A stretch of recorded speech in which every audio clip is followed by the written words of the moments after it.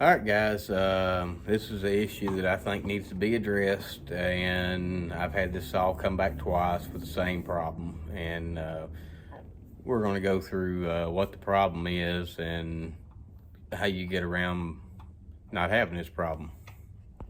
All right, so what we've got here is we got a Stihl MS-391, and the problem this thing keeps having is when you put it on choke, the trigger quits working. It's got no throttle, and you can't do anything to make it change. So here's how you fix that problem. You take the top cover off,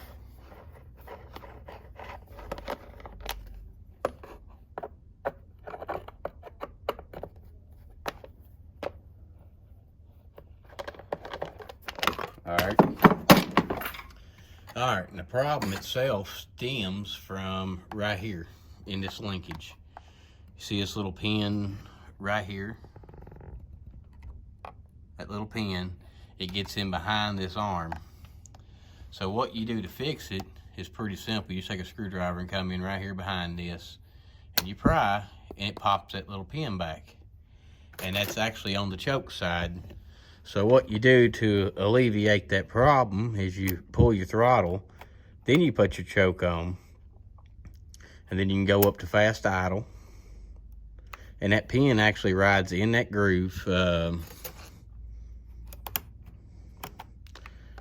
right here. That pin sets here, and when you go into the fast idle, you push up and it goes up to here.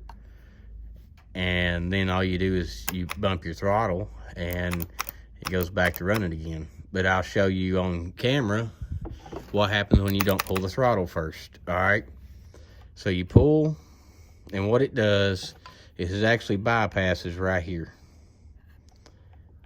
and there's enough slack that lets it come in, and then your throttle can't move because that pin blocks it.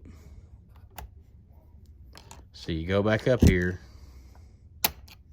pop it with your screwdriver, pin your throttle, on choke, on fast idle, now on idle. Well, guys, that pretty much sums it up for the MS-391 over here. So yeah, if you have that problem where the throttle don't want to move and it's locked up after you try to start it, just take that screwdriver and pry it linkage. You don't have to pry very hard. It don't take a whole lot of force at all, just enough to clear the pin around the other lever. But like always, guys, give me a thumbs up if you like this video, and maybe subscribe.